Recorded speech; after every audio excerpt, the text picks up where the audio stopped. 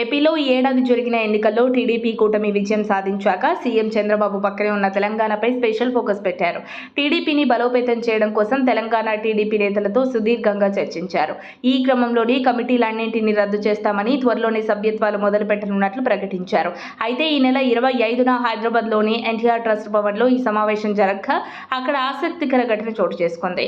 నటుడు బాబు మోహన్ టీడీపీ అధినేత చంద్రబాబుని కలిసి మాట్లాడారు.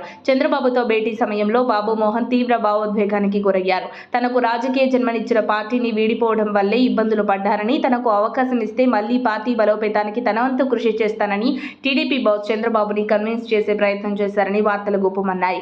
అయితే చంద్రబాబును కలవడం, సుదీర్ఘ సమయం చర్చించడంతో అనేక రకాల ఊహాగానాలు మొదలయ్యాయి. బాబు మోహన్ త్వరలోనే టీడీపీలో చేరే అవకాశం ఉందని ప్రచారం ప్రారంభమైంది. అయితే ఇక మొన్నటి వరకు కేఏ పాల్కు చెందిన ప్రజాశాంతి పార్టీతో సన్నిహితంగా ఉన్న బాబు మోహన్ మళ్లీ సొంత గూటికి చేరబోతున్నట్లు ప్రచారం జరుగుతోంది. అప్పట్లో కూడా ప్రజాశాంతి పార్టీలో చేరలేదని, కానీ తనతో ఉన్న చనువు వల్ల కేఏ పాల్ తనకు మెడలో కండువా వేశారే తప్ప జాయిన్ అవ్వలేదని బాబు మోహన్ ప్రకటించడం సంచలనంగా మారింది. తాజాగా బాబు మోహన్ చంద్రబాబును కలవడంతో రాజకీయంగా తనకు జన్మనిచ్చిన పార్టీలోకి మళ్లీ చేరబోతున్నారన్న చర్చ టీడీపీ పార్టీలో నడుస్తోంది. ఉమ్మడి రాష్ట్రంలో 1998లో ఆందోళనలో జరిగిన ఉప ఎన్నికలో టీడీపీ అభ్యర్థిగా గెలిచిన బాబు మోహన్ 1999 సాధారణ ఎన్నికల్లో కూడా విజయం సాధించారు.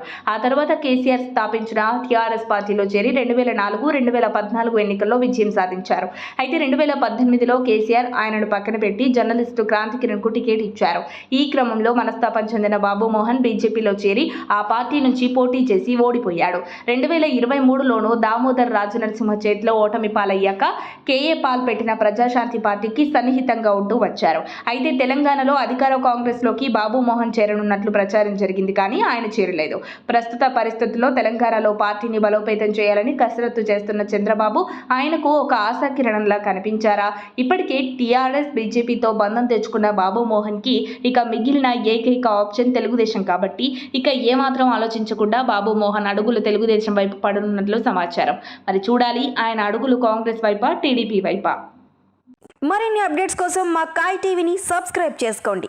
మా వీడియో కనుక మీకు నచ్చినట్లయితే లైక్ చేయండి, షేర్ చేయండి. మీ విలువైన అభిప్రాయాలను కామెంట్ బాక్స్లో తెలియజేయండి.